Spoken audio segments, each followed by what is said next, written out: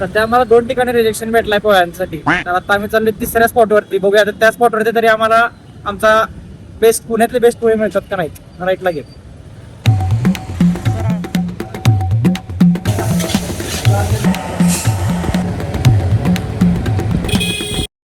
तर आता आपल्याला 2 ठिकाणी रिजेक्शन भेटले पोह्यांसाठी. सकाळ सकाळी आम्ही 8 वाजता बाहेर पडलेलो पोहे, पुण्यातले बेस्ट पोहे शोधायला. तर सगळ्यात पहिला आम्ही 2 ठिकाणी गेलो. तिथं एक ठिकाणी पोहे संपलेले, एक ठिकाण बंद होतं. तर आता मी 3ऱ्या ठिकाणी आलो, शिव पार्कवर. तर मी असं माझ्या मित्रांकडून ऐकलं की यांचे पोहे आणि शाबू खिचडी बेस्ट असतं. तर मी ते कॉम्बो घेतलाय. प्लस आमचं पाहू शकता आपण पोहा सुद्धा घेतलाय. ते लिंबूला साईडला घ्या, लिंबू हा पोह्यामधला आहे. सगळ्यात पहिला आपण याचे पोहे आणि शाबू टेस्ट करूया, पोह्या कसे लागतात. लिंबू इज मॅन्डेटरी ब्रो. लिंबू शिवाय पोह्यांना टेस्टच नाही.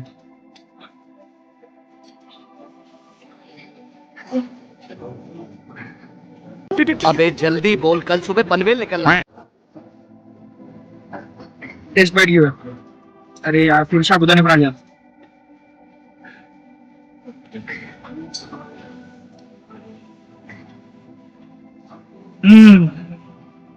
म्हणजे पोहे जनरली तर भारी आहेत. म्हणजे ते म्हणतात ना, प्रॉपर सॉफ्ट असले पाहिजेत. इव्हन त्यांचं पिठाचं प्रमाण सुद्धा एकदम बेस्ट आहे.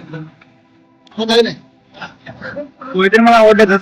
सोबत त्यांचे आपण साबुदाणे पण टेस्ट करूया. पेक्षा साबू खिचडीवरती पाहू शकता आणि थोडासा फळाची चिवडा पण दिलाय.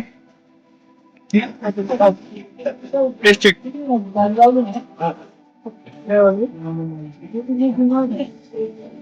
थोडेसे पाहू शकता आपण स्वीटर साईडला आहेत.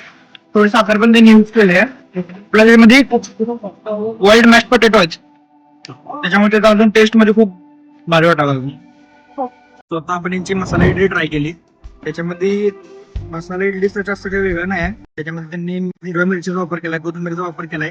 रेग्युलर इडली जी असते तीच इडली आहे, फक्त त्याच्या बॅटर मध्ये त्यांनी मिरची, कोथिंबीर, परत आपले जे पांढरे तीळ किंवा काळे तीळ आपण जे म्हणतो त्या प्रकारचे तीळ यांनी यूज केले. काही जण याला पौष्टिक इडली सुद्धा म्हणतात. आपण थोडं ट्राय करून बघूया म्हणलं.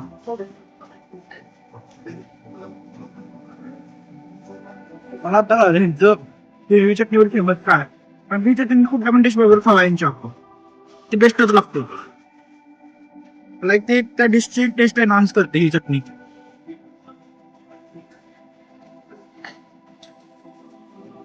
आणि मेन म्हणजे ऍज अ स्टुडंट जर तुम्ही पुण्यामध्ये असाल तर इतक्या अफोर्डेबल रेट मध्ये तुम्हाला इतका चांगला ब्रेकफास्ट मिळणं तो याच ठिकाणी शक्य आहे. So if you are from Sadashiv Peth और नियर बाय प्लेसेस, तुम्ही ही प्लेस नक्की ट्राय करा. आणि जर स्टुडंट असाल तर नक्कीच ट्राय करा. ऍज अ ट्रॅव्हलर वगैरे मी तुम्हाला सजेस्ट नाही करणे कारण की खूप आतमध्ये आहे. आणि त्यासोबतच आम्ही त्यांच्या मालकांची सुद्धा भेट घेतली. या ठिकाणी त्यांनी आम्हाला त्यांचं किचन दाखवलं, त्यांची नाश्ता बनवण्याची प्रोसेस सुद्धा दाखवली. इव्हन त्यांचं आपण जर किचन बघितलं तर ते पूर्ण स्वच्छ आणि नीटनेटकं होतं. त्या ठिकाणी कुठलीच घाण नव्हती. इव्हन जे त्यांनी नाश्ता बनवतात त्याच ठिकाणी त्यांचे जे मसाले आहेत, त्यांचे जे इन्ग्रेडियंट्स आहेत, हे सुद्धा चांगल्या क्वालिटीचे त्यांनी आम्हाला दाखवले. आणि जर तुम्ही सदाशिव पेठ एरिया किंवा जर तुम्ही त्या एरियामध्ये जर अभ्यासासाठी जात असाल किंवा टिळक रोडला तुमचं येणं जाणं असेल तर तुम्ही या ठिकाणी नक्की जाऊ शकता. तुम्हाला इथे उत्कृष्ट पद्धतीचा नाश्ता भेटेल. आणि हा कुठलाच प्रमोशनल व्हिडिओ नाही आहे. मी जस्ट तिथं एक एक्सप्लोरर म्हणून गेलो होतो कारण की या ठिकाणी मी खूप ऐकलं होतं की चहा नाश्ता खूप चांगला असतो.